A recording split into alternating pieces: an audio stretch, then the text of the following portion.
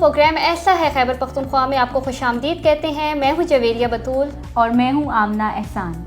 आज हमारे साथ स्टूडियो में मौजूद हैं आयशा, जिनका ताल्लुक़ पेशावर से है।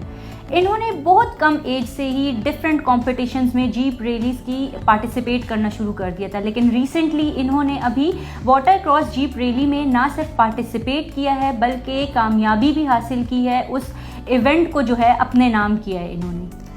इस बच्ची ने ना सिर्फ अपने माँ बाप का बल्कि पूरे पाकिस्तान का सर फ़ख्र से बुलंद कर दिया है। वक्त ज़ाया किए बगैर आपकी मुलाकात करवाते हैं आयशा से। आयशा, बहुत खुशामदीद कहती हूँ आपको अपने शो में। सबसे पहले बहुत बहुत मुबारक हो आपको इतनी बड़ी कामयाबी पर। Thank you so much. Ayesha, अमूमन जो लड़कियों का ज़्यादातर रुझान होता है, या तो वो डॉक्टर बनना चाहती हैं बचपन से, या कहते हैं हम टीचर बनेंगे। आपने माशाल्लाह एक हट के काम किया है, तो ये आइडिया आपके जहन में किस तरह आया? किसी को देख के आपका शौक़ पैदा हुआ या नहीं आपकी अपनी ख्वाहिश थी? मेरे बाबा बाबर खान यूसुफ जी, वो ख़ुद भी एक रेसर हैं, उन्होंने भी रेसिंग की हुई है। तो वो जब जाते थे रेस के लिए, हम साथ जाते थे, तो उनको देख के हम भी इंस्पायर हो गए। हमने कहा हम भी रेस करेंगे। इन द एज ऑफ 12 मैंने फ़र्स्ट रेस किया था, उसमें मैंने पोजीशन हासिल की। मैंने लिया था उसमें फ़र्स्ट पोजीशन। फ़र्स्ट रेस में मैंने फ़र्स्ट पोजीशन लिया। 12 साल की उम्र जी। और जब दूसरा रेस आया तो उस टाइम ये जनवरी का रेस था, सवाबी रेस था, उसमें मैंने सेकंड लिया। फिर नेक्स्ट ईयर हमने फिर से रेस जो ऑर्गेनाइज हुई थी, तो उसमें मेरा आया था, स्नो क्रॉस में आया था 3rd पोजीशन, और जो सवाबी था उसमें आया था 2nd पोजीशन। फिर वंस अगेन जब इन द एज ऑफ 14 मेरा जो कालाम में रेस हुआ था, उसमें मैंने फ़र्स्ट पोजीशन लिया। और आते ही साथ हमारा हुआ दिसंबर में हमारा स्नो का रेस हुआ था, और जनवरी में हमारा हुआ था सवाबी का रेस, उसमें मैंने सिर्फ फर्स्ट लिया। इस साल फिर से मैंने लिया है फर्स्ट पोजीशन सवाबी में। अच्छा आयशा, आपके माइंड में जब ये आइडिया आया तो आप ने सबसे पहले अपना ये आइडिया किससे डिस्कस किया? अपने पेरेंट्स में, अपने बाबा से किया, अपनी अम्मी से, और उनका फिर क्या रिस्पॉन्स था? सबसे पहले तो मैं अपने साथ ही सोचो में थी कि अपने दोस्तों को बताती कि मैं भी रेसिंग करूँगी ये वो। तो फिर उसने कहा अच्छा ठीक है, हमें भी फिर सिखाना। फिर मैं एक बार बाबा के पास गई, मैंने कहा बाबा मैंने भी ऐसी रेसिंग की। तो बाबा ने मुझे ये नहीं कहा कि नहीं ये रेसिंग ठीक नहीं है आप लोग के लिए, उन्होंने उल्टा मुझे और किया कि आप भी आ जाओ, मोटिवेट किया कि आप भी आ जाए, रेसेस करें हमारे साथ। फिर मैंने जब फर्स्ट टाइम बाबा ने पहले मेरी ट्रेनिंग की, पूरा 1 साल मुझे ट्रेनिंग में लगा था। पहले जब बाबा को देखते थे तब भी थोड़ा बहुत पता था कि रेसिंग कैसे करते हैं, गाड़ी कैसे चलाते हैं, और तो उसके बाद बिल्कुल क्लियर हो गया। बाबा ने कहा ओके, फर्स्ट रेस मैंने 12 एज में किया था, और उसमें बाबा ने मुझे बहुत सपोर्ट किया था। उसमें थोड़ी सी जब रेस करते हो तो थोड़ा सा वो होता था कि घबरा जाते हो, नर्वस हो जाते हो। तो उसके बाद अभी जो रेसेस होती है उसमें नहीं होता। अच्छा, आपके साथ आपके फादर का काफ़ी हद तक सपोर्ट रहा है?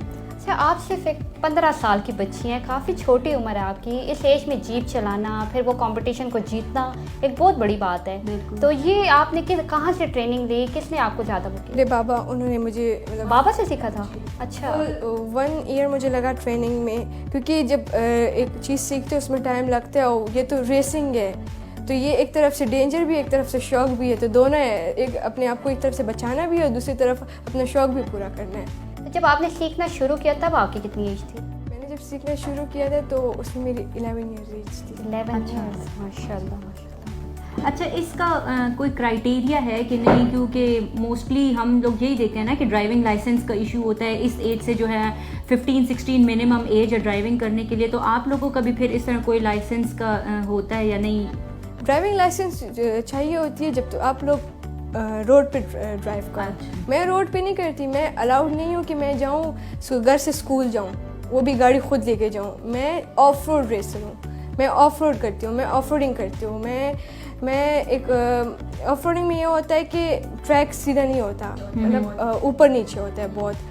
उसमें ये नहीं होता, जब हम रेस करते हैं तो उसमें ये नहीं है कि अभी गाड़ी आगे से आए, एक और गाड़ी आगे से आएगी, तुम इधर से जा रहे हो। उसमें पूरे रूल्स होती हैं। पहले हमने 2-3-4 बार रैकी करनी होती है। जब हम रैकी करें, हम इस काबिल हो जाएं कि हमें चेक करना पड़ता है, हमने पूरा साइन करना होता है कि हम इस काबिल हैं कि हम रेस करें, उसके बाद हम जाते हैं रेस करते हैं। ड्राइविंग लाइसेंस उसलिए ज़रूरी होती है कि जब तो आप लोग रोड पे चलाओ। मैं तो स्ट्रीट ड्राइविंग नहीं करती या ड्रिफ्टिंग करती हूँ या ये वो, मैं तो रोड पे ड्राइविंग नहीं करती, मैं तो ऑफ रोड करती हूँ, ऑफ रोडिंग करती हूँ ना। जैसे पहाड़ होते हैं, हम उधर जाते हैं, नौशहरा में पीछे जगह है, हम उधर जाते हैं। ज़्यादातर मैंने ड्राइविंग उधर सीखी है बहुत, लाइक उधर। इसके पीछे एक प्रॉपर पूरा इंस्ट्रक्शंस गाइडलाइन का जी बिल्कुल बिल्कुल। हमारे यहाँ पर ये है कि सोसाइटी ऐसी है हमारी कि लड़कियों के लिए जो हैं सर्टेन बाउंड्रीज जो हैं वो सेट की हुई है कि इससे आगे आपने नहीं जाना, इससे आगे अगर लड़की चली जाए तो बस फिर उसको जज करना शुरू हो जाते हैं। तो आपको कभी इस चीज़ का सामना करना पड़ा, ऐसे कोई एक्सपीरियंस आता है? ऐसे तो कुछ हुआ नहीं, लेकिन एक दो बार जब मुझे तो कोई कुछ नहीं कह सकते क्योंकि मेरे बाबा हैं, जब वो आते हैं तो बाबा के पास जाते हैं, बाबा कहते हैं कि ये तो लड़की है,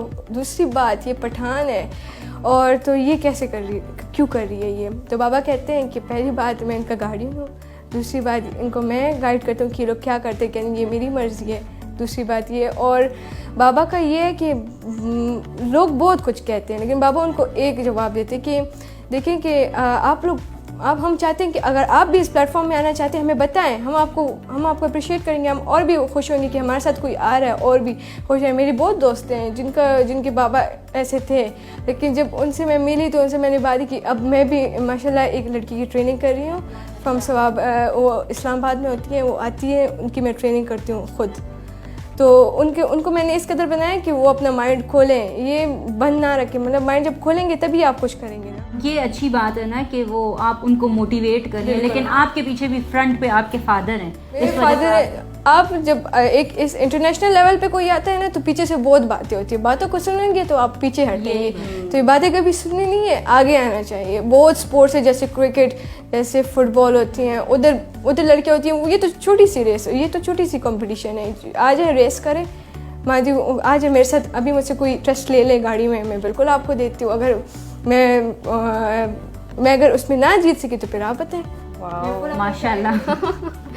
तो फ्यूचर के क्या प्लान्स हैं, आपने इसी को कंटिन्यू करना है कि नहीं, आपने कोई इसको और भी- फील्ड चूज करी? इसको भी कंटिन्यू करना है, लेकिन जितना मेरा वो है ना मतलब शौक है तो मैं CSS करूँगी। CSS करेंगी। तो इसके अलावा कोई एक्टिविटी आप जो करती हैं? हाँ, पेंटिंग पसंद है आपको, जी। तो करती हैं आप? हाँ बहुत करती हूँ। पेंटिंग मुझे सबसे अच्छी लगती है, मतलब रेस एक साइड पे, लेकिन घर में जो ज़्यादातर मैं करती हूँ वो पेंटिंग होती है। मैं देख रही हूँ आपका मोरल जो है वो माशाल्लाह से बहुत हाई है। आप हमारी जो लड़कियां हैं देखने वाली आपकी उम्र की जो है, उनको आप क्या मैसेज देना चाहेंगे? मैं उनको ये मैसेज दूंगी कि वो आएँ हमारे साथ रेसेस करें। वो असल में हम पाकिस्तान का नाम एक इंटरनेशनल तरीके से मैं आऊँगी, मैं पाकिस्तान का नाम इंटरनेशनल तरीके से प्रेजेंट करूँगी। और मैं और लड़कियों को भी कहूँगी कि आएँ हमारे साथ रेसेस करें, हमारे साथ, मतलब इसमें मज़ा है बहुत। ये एक ये ना समझे कि इसमें ये कैमराज है, ये बात है। असल में लड़कियों को जो है वो लोगों का भी प्रेशर होता है ना कि गाड़ी में बैठ गए तो लोग क्या कहेंगे। सोसाइटी नहीं छोड़ती, तो वो एक लड़की अपने लिए खुद आवाज़ उठा सकती है, उनके सोसाइटी में उनका क्या काम है। वो आए, जब वो एक काम करेंगे तो जब ये लोग अपना ये लेवल अप करेंगे तभी लोग इनको अप्रिशिएट करेंगे। ऐसे तो नहीं कि वो बस बैठी है तो वो कहेंगे कि बस आपने ये काम नहीं करना, आ जाओ। अपने लिए आवाज़ उठानी पड़ेगी। अपने लिए आवाज़ तभी उठानी। कुछ हो मैं तो सकता बहुत है। लड़कियों को कहती हूँ कि आए मेरे साथ। अभी भी 2-3 लड़के ज्वाइन हुई है ना, अच्छा। तो वो भी रेसेस कर। अभी हमारा सितंबर में ऑडिशन है दुबई में, तो उधर मैंने अपनी एंट्री करवाई और उधर भी यंगेस्ट रेसर सारे जा रहे हैं, ऑल ओवर द वर्ल्ड सारे यंगेस्ट रेसर्स जा रहे हैं, तो उसमें मैं भी जा रही हूँ। तो हम उम्मीद रखें पाकिस्तान के लिए। इंशाल्लाह अल्लाह आपको कामयाब करे। अच्छा, ये था हमारा सीरियस सेगमेंट। अब हम बात करेंगे थोड़ी लाइटर टोन में, हम रैपिड फायर्स में जाते हैं। आयशा, आपके माइंड में जो फर्स्ट क्लिक आएगी हमारे क्वेश्चन के बाद आप वो हमें जवाब देंगी। सोचना नहीं है। समझना मना है। ठीक है। मामा या बाबा? बाबा। घर पे किसकी ज़्यादा चलती है, अम्मी की या अप्पू की? बाबा की। स्कूल ना जाने के लिए सबसे अच्छा बहाना बनाया हो?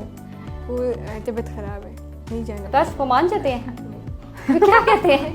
फिर कहते हैं कि अगर हम गए तो बीमार हो जाएंगे और भी फिर आप खफा होंगी कि अब मैंने अपने बच्चों के साथ ज्यादती की है, तो उसमें वो तो हमेशा एक ही बहाना, उनको बटर लगा के थोड़ा सा राज़ी कर देते। नहीं तो हमेशा एक ही बहाना बनाती हैं? नहीं, अलग अलग कहती हूँ कि अम्मी अगर आज गई तो मेरी मैम मुझे डांटेगी, मैंने ये टेस्ट तैयार नहीं किया, वो टेस्ट तैयार नहीं किया, तो इसमें ही रह जाते। अम्मी के हाथ का खाना या फिर रेस्टोरेंट? मामा का। ऐसी शरारत जिस पे बचपन में बड़ी पिटाई हुई हो? पिटाई इस पर हुई थी कि जब मैं स्कूल में थी तो मैं सीसो में मतलब मंकी बार पे थी, तो मैं वो खेल रही थी तो पीछे से एक लड़की है ना, उसने मुझे धक्का दिया, तो मैंने उसको कुछ नहीं कहा, मैंने कहा ठीक है। मैं वो जब कर रही थी ना, वो जब लटक रही थी तो मैंने उसको धक्का दिया, उसको मुँह ही पूरा हॉस्पिटल जाना पड़ा। फिर उन्होंने मुझे मम्मा को कॉल किया, मम्मा ने फिर मुझे डांटा था उस दिन उस बात पे। Your inspiration? मैं एक रेसर है सलमा खान, बिल्कुल वो जो जैसे स्टेप्स फॉलो करती है ना, वो ही मैं यूज़ करना चाहती हूँ। अभी जो चौलिस्तान रेस हुआ था तो उसमें भी वो आई थी, तो मैं उसको देख रही थी कि किस टाइप ऑफ रेसिंग करती है, क्योंकि मैं ज़्यादातर उसको ही देखती थी। वो हमारे साथ क्लब में होती थी तो ज़्यादातर मैं उसको देखती थी, तो मैं कहती मैं भी ऐसी बनूँगी। आपका फेवरेट सब्जेक्ट? वो सब क्या? ये मैथ्स से सबको क्यों इतनी एलर्जी है? ये 9-10 में पता नहीं कोई अलजबरा ये लोग घुसा देते हैं मैथ्स में, इसलिए वरना 5th तक हमारी फेवरेट ही मैथ्स होती है। अच्छा, एक ऐसी पर्सनालिटी जिससे आप मिलना चाहें? फिरोज़ खान, उससे, क्योंकि वो ऑलरेडी पता है आपको, वो भी हमारे साथ रेसेस करते हैं, लेकिन मैं उनसे कभी मिली नहीं, ज़्यादा मिली नहीं। वो रेसेस करते हैं हमारे साथ एक ही फील्ड में, हमारे क्लब में ही है, लेकिन मैं कभी मिली नहीं। देखा है मैंने लेकिन कभी मिली नहीं हूँ। ये था हमारा आज का प्रोग्राम। अगले हफ्ते फिर से आपसे मुलाकात होगी एक और उभरते हुए टैलेंट के साथ। अगर आप में भी है ऐसा कोई टैलेंट तो नीचे दिए गए नंबर पर हमसे रब्ता करें, हम पहुंचाएंगे आपकी कहानी दुनिया तक। तब तक के लिए अल्लाह हाफिज़।